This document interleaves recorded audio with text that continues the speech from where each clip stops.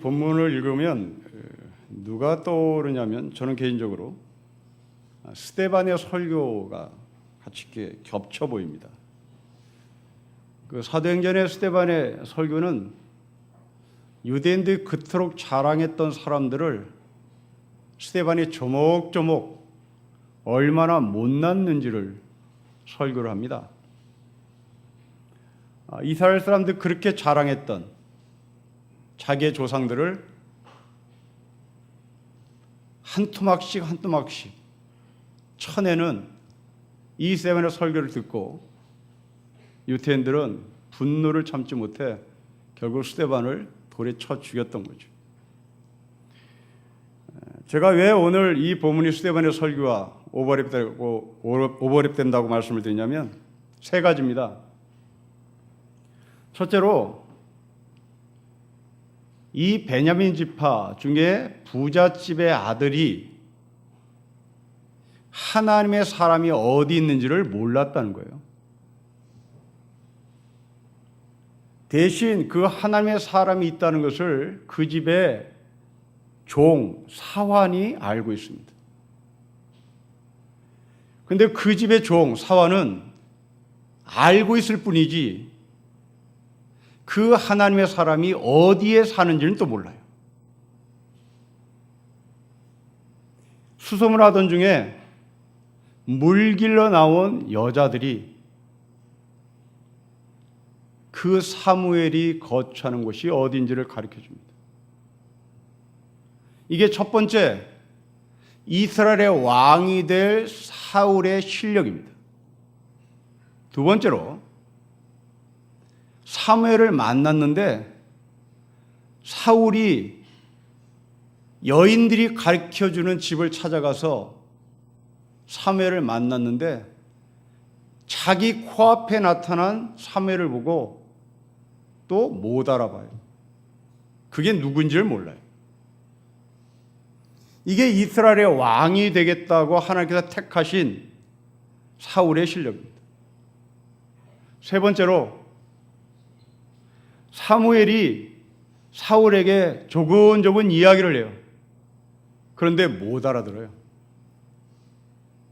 오직 자기는 관심 있는 것이 잃어버린 당나귀 어딨나, 잃어버린 당나귀 이외에는 아무 관심이 없어요. 이게 이스라엘의 왕이 되겠다고 하나님께서 택하신 사울의 실력입니다. 하나님의 사람이 있는지도 모르고 하나님의 사람이 코앞에 나타났는데도 모르고 그 하나님의 사람이 사울에게 하나님께서 너에게 이러이러한 계획을 갖고 있다고 말씀해도 그것을 못 알아듣고 이런 사람을 사무엘은 어거지로 끌어다가 상석에 앉히고 하나님께서 너를 왕으로 택했다는 사인을 보내는 것이 오늘 본문의 이야기입니다.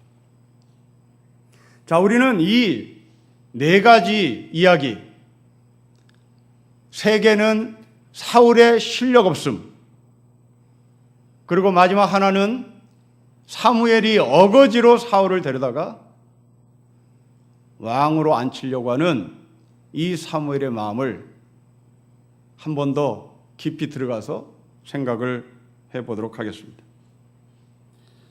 첫째로, 이 부잣집 아들 사울은 하나님의 사람이 어디 있는지 모르고 그 집의 종이 알고, 그런데 그 집의 종은 사무엘이 어디 사는지는 모르나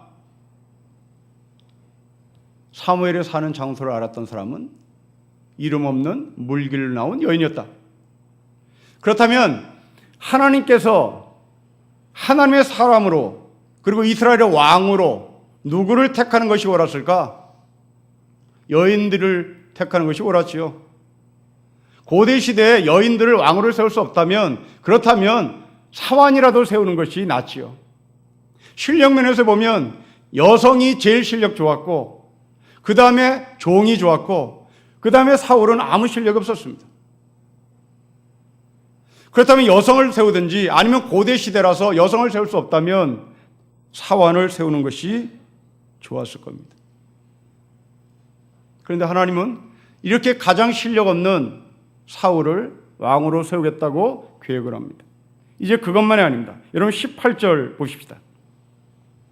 두 번째 이 실력 없음의 모습인데요. 18절을 우리 같이 읽겠습니다. 시작. 사울이 성문하 사무엘에게 나가르되 선견자의 집이 어디인지 청하건대 내게 가르치소서. 19절에 사무엘이 사울에게 대답하다 나다. 자기 앞에, 자기 코앞에 나타났어요.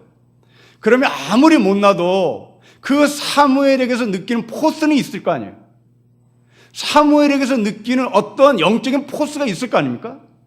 그런데 그 영적인 포스까지도 이 사울은 못 느껴요. 모든 이스라엘 백성들이 추앙하는 하나님의 사람 선견자입니다. 아니 일개 이름 없이 물기를 나온 여인들도 알아요. 그렇다면 이 부잣집 아들이 그런 것 좀 알아야 될 거 아니에요. 그런 것 좀은 배워서 하나님의 사람은 이런 포스가 느낀다. 이러한 포스가 자기 가운데 느껴지면 이것을 하나님의 사람이라고 물어봐야겠다. 그런 말을 해야 될 텐데 이 사무엘이 자기 코앞에 나타났지만 사울은 모릅니다. 이것은 두 가지일 겁니다. 사무엘에게 문제가 있든지 아니면 사울에게 문제가 있든지. 근데 오늘 본문의 흐름은 사무엘에게 문제가 있다는 쪽으로 얘기를 하고 싶은 것이 아니죠. 끊임없이 계속 이 사울의 아두남, 사울의 별 볼 일 없음, 사울의 실력 없음을 이야기하고 있는 겁니다. 1997년에 삼풍백화점이 무너진 적이 있었잖아요. 저희 교회가 자원봉사에 참여하기 위해서 당시 자원봉사 본부에 있었던 서울교대를 저와 우리 장로님들과 함께 찾아갔습니다. 그때 장로님들은 이렇게 정장을 하고 가셨고요. 저는 이제 청바지를 입고 갔습니다. 그 사역에 책임을 지는 본부 목사님이 저희를 맞이하러 나왔는데 이게 어떤 게 목사인가? 이게 누가 목사인가 몰랐던 거죠. 퇴근하고 그쪽으로 곧바로 오는 장로님들은 양복을 입었을 거 아니에요. 그 양복 입은 장로님에게 목사인 줄 알고 아이고 목사님 어떻게 오셨냐고. 그 장로님들이 당황했죠. 그 목사는 그 자원봉사의 모든 책임을 지는 그 본부 목사는 목사를 볼 수 있는 눈이 없었을까? 아니면 제가 목사 포스가 없었을까? 그 답은 여러분이 내리십시오, 속으로. 그러나 저는 제 몸에서 목사 포스가 나지 않았을 것 같습니다. 그건 증명이 되니까요. 증명 한 3개 쓰면 되는 거잖아요. 우리 교회 권사님이 지인으로부터 우리 교회를 소개받고 우리 교회가 어떻게 생긴 교회인가를 찾아왔습니다. 주중에. 근데 마당에 면바지를 입고 왔다 갔다 하는 고시생 같은 사람이 왔다 갔다 하더라는 거죠. 그 당신은 저 사람이 고시생인 줄 알았다는 거죠. 근데 주일 와서 예배를 들어보니 그 사람이 목사들인 거죠. 자, 이제 답이 내려졌습니까? 저에게는 목사 포스가 없습니다. 그분들이 목사를 못 알아보는 눈을 갖고 있는 게 아니라 저는 목사 포스가 없어요. 그런데 오늘 본문에 나오는 이 사무엘은 정반대라고요. 모든 이스라엘 사람들이 추앙하는 사람입니다. 모든 이스라엘 사람들이 알고 있는 사람들이에요. 그렇다면 이 사무엘의 포스는 대단했을 거라고요. 근데 이 대단한 사무엘을 못 알아보는 사울이 별 볼 일 없었던 겁니다. 연속해서 이 사울의 아두남, 무딘 모습을 계속 말하고 있습니다. 세 번째, 19절에서 또 고발합니다. 19절을 우리 같이 읽어볼까요? 시작. 사무엘이 사울에게 대답하려되 내가 선견자니라 너는 내 앞에서 산당으로 올라가라. 너희가 오늘 나와 함께 먹을 것이요 아침에는 내가 너를 보내되 너의 마음에 있는 것을 다 너에게 말하리. 네 마음에 있는 것을 다 너에게 말할 거다. 네가 지금 무슨 마음을 갖고 있는지를 알고 있다는 거죠. 산당으로 올라가라. 거기서 하룻밤 자라. 거기서 먹어라. 거기서 함께 먹자. 그런데 그게 귀에 들어오지 않아요. 산당으로 올라가자. 귀에 안 들어와요. 하룻밤 자자. 귀에 안 들어와요. 같이 먹자. 귀에 안 들어와요. 뭐만 귀에 들어왔을까요? 20절 말씀 보십시오. 너 사흘 전에 이른 암낙이 그게 네 마음이지. 이게 19절 맨 끝에 있는 거잖아요. 너의 마음에 있는 것을 다 내가 너에게 말하겠다. 네 마음에는 지금 산당에 올라가는 거 관심 없음.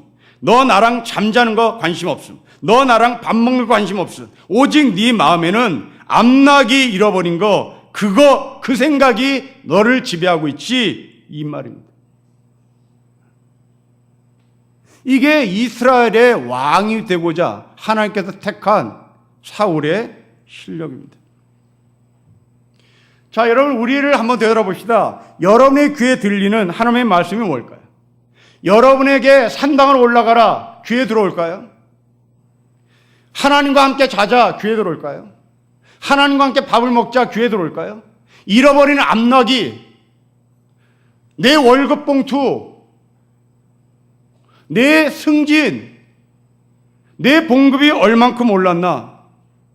귀에 들어오는 것은 산당 아니에요. 귀에 들어온 것은 예배하러 갑시다 아니에요. 귀에 들어온 것은 하나님의 음성을 들읍시다 아닙니다. 귀에 들어온 것은 하나님의 음성을 듣고 그 하나님과 함께 거합시다 안 들어와요. 잃어버린 낙낙이, 내 건강, 그게 들어오는 거죠. 여러분 고시생들에게 예배 드려라, 예배를 잘 드려라, 하나님과 동행해라, 하나님과 함께해라, 하나님의 말씀을 묵상해라 들어올까요? 그게 들어오는 것이 아니라 합격이냐 불합격이냐 설교 시간에 그 얘기만 하세요. 내 지금 코가 석자니 합격하게 해달라는 메시지만 계속 찾아서 나에게 좀 전달하세요. 사울이 이런 사람이었습니다. 여성 가수 이수영이라는 사람이 있잖아요.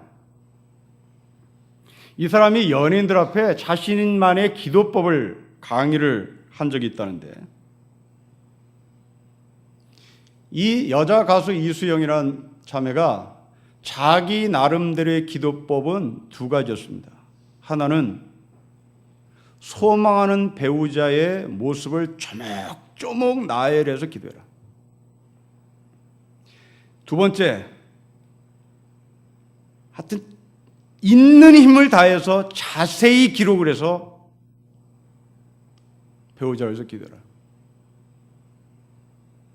그렇게 해서 기도 응답을 받은 사람을 이 이수영이라는 가수가 사람들 앞에 이렇게 공포를 했어요.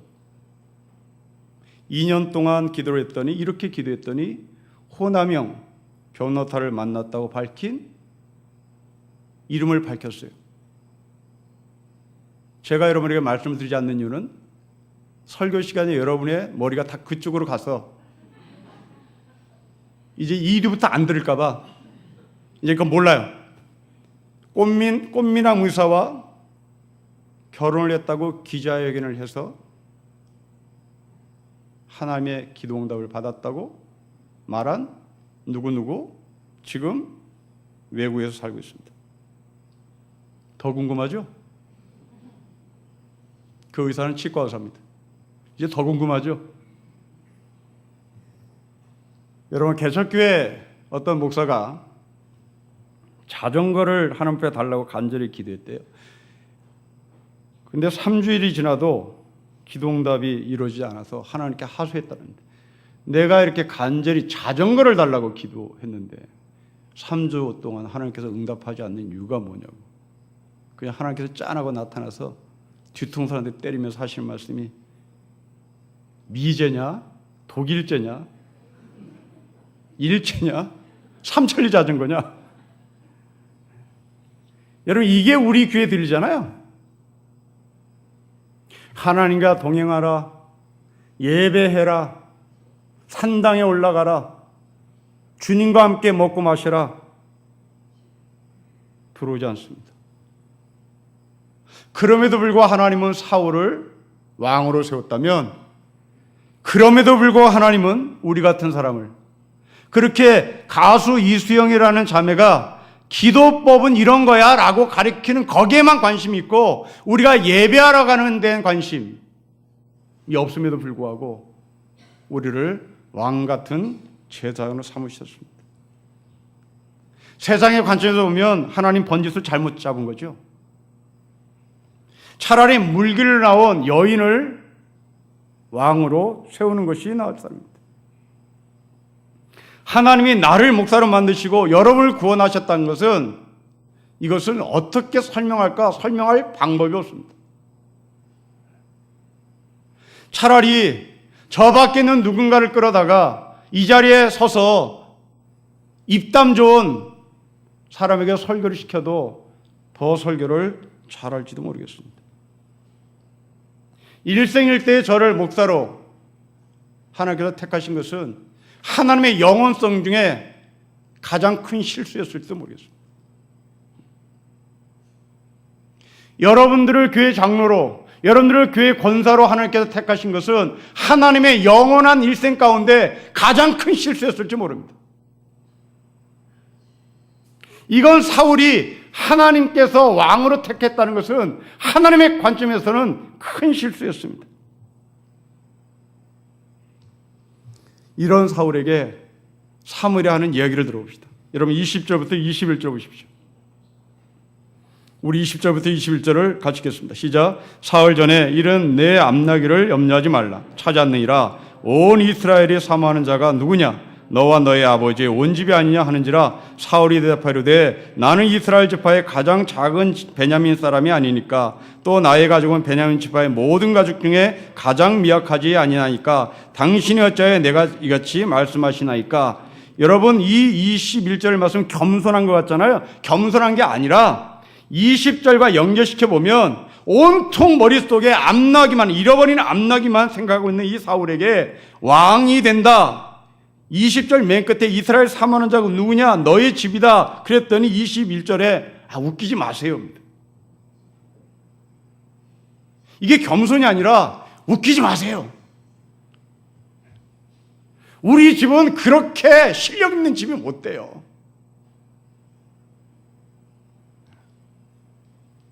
사울은 여전히 관심이 없습니다.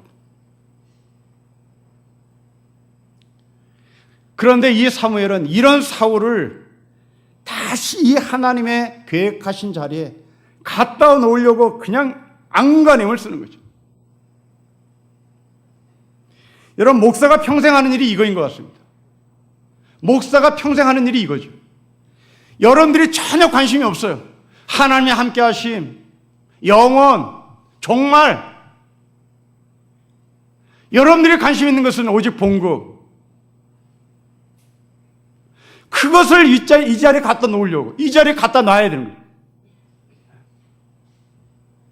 아니, 제발 좀 하나님과 함께 하시라니까요. 하나님과 함께 하심이 뭔가를 좀 묵상해 보시라고요. 그거는 신학을 한 목사나 하시지, 우리에게는 봉급 올려달라는 소리가 더 소중해요.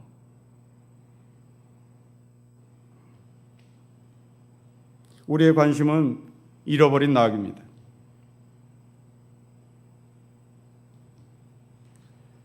요즘 항공사가 엉망진창인데, 미국 국적기 유나이티드 에어라인의 한 남자 승무원이 신학생인데요. 그러니까 짬짬이 시간을 내서 신학을 하는 신학생인데, 이 사람이 한국에 출장을 와서 비행을 하고 다시 돌아가면 수업 시간에 한국에서 유학 온 유학생들에게 항상 질문하는 게 있답니다. 니네 나라는 왜 이렇게 서울에 묘지가 많냐? 이렇게 공동묘지가 많냐고 묻더래요. 그게 무슨 소리냐 그랬더니 왜 서울에 십자가가 그렇게 많이? 서구는 십자가 묘지거든요. 그게 교회라 그랬더니 그 백인 신학생이 고개를 갸우뚱하던 거죠. 그런데 어떻게 보면 그 신학생이 제대로 본 거 아니겠어요? 생명이 있는 십자가가 아니라 사람이 요구하는 욕망을 설교를 통해서 채워졌으니 서울에 있는 십자가는 다 죽은 십자가죠. 이건 묘지죠. 하나님과 함께 하세요. 이것이 강단에서 외쳐야 될 설교인데 자기 개발하세요. 당신의 안에는 무한한 능력이 있으니 그 무한한 능력을 개발하면 하나님께 영광 받으십니다. 하나님을 믿는 것은 스펙을 많이 쌓는 겁니다. 하나님을 믿는 것은 스펙을 더 넓게 쌓는 겁니다. 이게 기독교 교육입니다. 그게 죽은 십자가 아니겠어요? 기독교 교육이 하나님을 닮아가야 되는 것인데 기독교 교육이 하나님을 닮아가는 것이 아니라 스펙을 쌓는 거잖아요.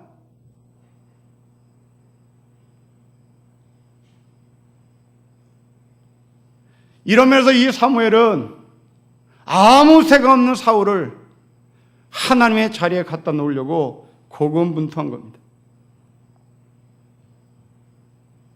참 알다가도 모를 일이죠. 요즘 제가 동방교회에 대한 책을 읽고 있는데요. 우리는 서방교회의 뿌리를 내리고 있는 개신교입니다. 이 서방교회의 뿌리는 캐톨릭이죠. 라틴교회라고도 말합니다.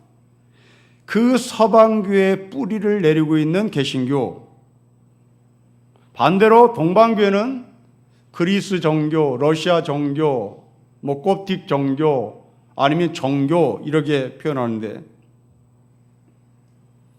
이게 동방정교와 서방정교가 서방교회와 동방교회가 성례라는 단어, 성찬과 세례, 개신교에서 성찬과 세례고 캐톨릭에서는 이게 7개 성례식이 있습니다. 뭐 종부성사, 뭐 혼인 미사, 뭐 이런 거예요. 한 7개가 있는데 우리 개신교로 표현을 해볼게요. 성찬과 세례를 성례라고 말하는데 서방교회에서의 성례와 동방교회에서 성례가 한국말은 같은데 원어가 틀립니다. 제가 신학교 때 배웠을 텐데 까먹고 다시 동방교회가 어떤 교회인가 알고 싶어서 공부를 하는 중에 서방교회에서 성찬과 세례를 의미하는 성례를 세크라멘툼이라는 표현입니다. 이 세크라멘툼이라는 말은 비밀, 시크릿이란 말입니다. 그런데 이 동방교회가 말하는 성례는 미스테리온, 신비라는 단어를 씁니다. 우리의 시야가 확 바뀌어버립니다. 세례와 성찬을 비밀로 보는 서방교회, 세례와 성찬을 신비로 보는 동방교회, 사고가 확 바뀝니다.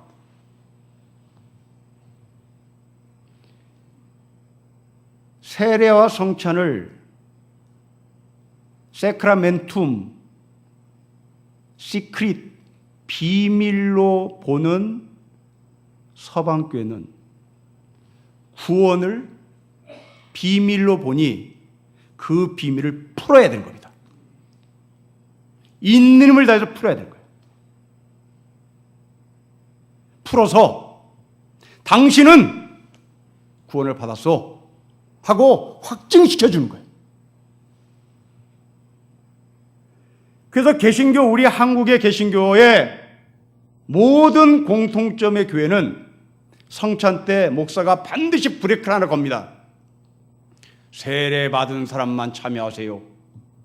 이게 라이센스 들고 있는 사람, 비밀을 풀어낸 사람, 확정된 사람만 참여하세요.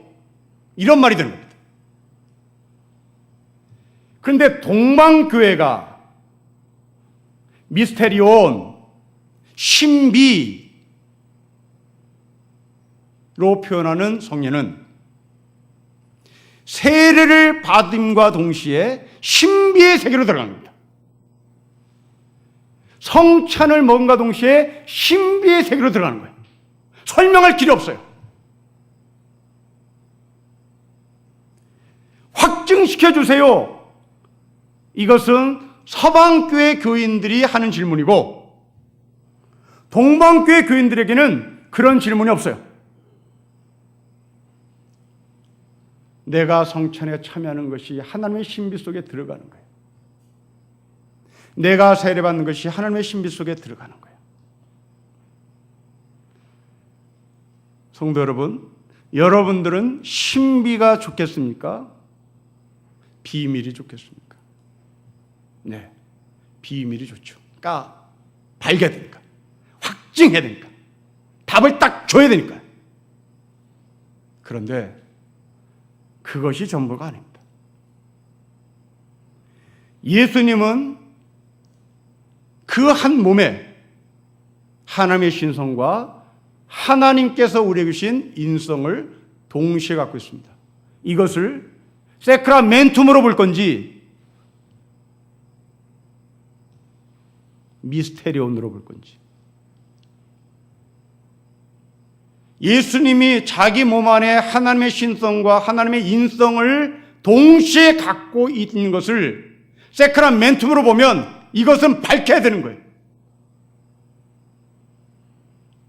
그런데 이 예수님의 신성과 인성을 미스테리온으로 보면, 신비로 보면 그냥 놔두는 거예요.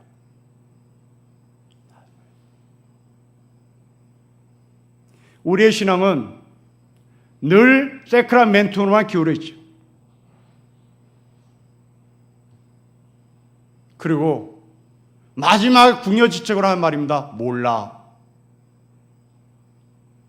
그런데 동방교회는 몰라라고 말하지 않습니다. 신비한 세계. 우리의 부족한 부분을 동방교회가 우리에게 도전합니다. 우리가 구원을 받은 것은 비밀일까요? 신비일까요? 여러분들이 비밀이라고 하는 측면에서 여러분이 구원받은 것을 접근한다면 논리적으로 설명해야 합니다.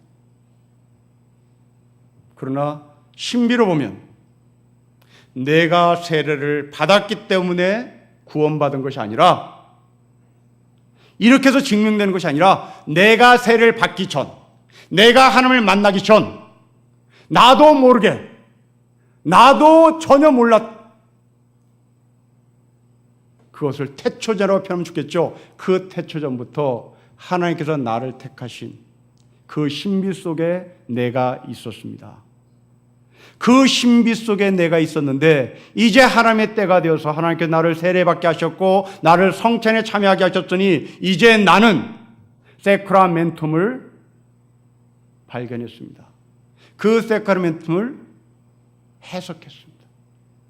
그 세크라멘툼을 풀었습니다. 비밀 이전에 신비죠. 사울이 왕이 된 것은 신비입니다. 설명할 길이 없습니다. 그 신비 가운데는 하나님의 은혜가 포함되죠. 근데 사울은 자기가 왕이 된다고 하는 그 사실, 그 미스테리, 그 신비에 대해서 관심이 없습니다. 거듭 말씀드리지만 눈에 보이는 것, 잃어버린 암나귀, 그것 찾아내세요. 그 비밀을 파헤쳐 주세요. 내가 못 찾는 이유를 찾아주세요. 우리에게 던지는 메시지입니다. 여러분들이 갖고 있는 그 신앙 가운데 신비와 비밀의 이 영역을 우리가 한쪽으로 치우치지 말고 서로 동등하게 균형 잡힌 모습으로 신앙생활하면 좋겠다 싶습니다. 이때 사무엘은 이렇게 못난 사울과 논쟁을 하지 않아요. 사울을 앞세웁니다. 여러분 22절부터 24절을 보실까요? 우리 같이 읽겠습니다. 시작. 사무엘이 사울과 그의 사원을 인도하여 객실로 들어가서 청한 자 중 상석에 앉게 하였는데 객은 30명 가량이었더라. 사무엘이 요일인에게 이르되 내가 너에게 주며 너에게 두라고 말한 그 부물을 가져오라. 요리인이 넓적다리와 그것에 붙은 것을 가져다가 사울 앞에 놓는지라. 사무엘이 이르되 보라, 이는 두었던 것이 너희 앞에 놓고 먹으라. 내가 백성을 청할 때부터 너를 위하여 이것을 두고 이 때를 기다리게 하였느니라. 그날에 사울이 사무엘과 함께 먹습니다. 여러분 22절부터 다시 보십시오. 사울은 왕으로서의 기름 부음을 받는 세리머니를 하지 않습니다. 세리머니는 10장에 와서 합니다. 왕의 즉위식을 하고 밥을 먹는 게 아니라 왕의 즉위식을 하기 전에 상석에 앉습니다. 결혼으로 말하면 법률보다 사실혼이 먼저입니다. 사실혼이 먼저고 법률혼이 나중이 바로 이 사울이 왕이 되는 과정입니다. 이것은 우리가 받은 구원과 일치합니다. 여러분들이 구원을 받았다. 그것을 증명하는 것이 세례죠. 그러나 그 세례는 결혼을 말하면 법률혼이겠죠. 그 세례를 받기 전에 이미 하나님이 여러분을 만나셨고 하나님을 예배하고 여러분들을 찬송했기에 하나님께서 여러분들에게 하나님께 영광 돌리는 삶을 살라고 말씀하시고 우리가 거기에 순종했기에 우리는 사실혼이 먼저가 되는 겁니다. 이 원리를 우리에게 보여주며 저는 여기서 이 사무엘의 심정을 좀 들여다보고 싶습니다. 우리가 알다시피 이 사무엘은 왕정제도를 반대한 사람입니다. 하지만 어쩔 도리가 없었던 이 사무엘은 그 왕정제도를 따르기로 결정해요. 그런데 하나님의 왕으로 택함받은 사람이 사무엘 앞에 나타났는데 이건 답답해서 볼 수가 없는 거예요. 아무 실력이 없는 거예요. 그런데 놀랍게도 22절부터 말씀을 다시 보시면 사무엘이 사울과 함께 밥을 먹어요. 거기에는 30여 명의 증인들도 같이 앉아 있습니다. 이 사람들은 사무엘과 친분 있는 사람들이지 사울하고 친분 있는 사람이 아닙니다. 여러분 이 광경을 사무엘의 심정으로 그림을 그려보십시오. 왕정제도가 난 싫어요. 근데 하나님께서 하래요. 그래서 어쩔 수 없이 하나님의 말씀에 순종해서 하나님이 보내신 사울을 만났으니 이 사울은 또 아무것도 아니에요. 꽝인 거예요. 이때 사무엘이 밥이 먹히겠냐고요.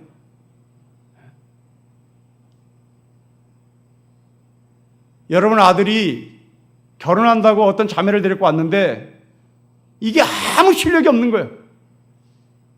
근데 밥은 먹어야 되겠는데 이게 밥이 먹히겠냐고요. 지금 그 꼴이에요. 얼마나 속이 터지겠어요.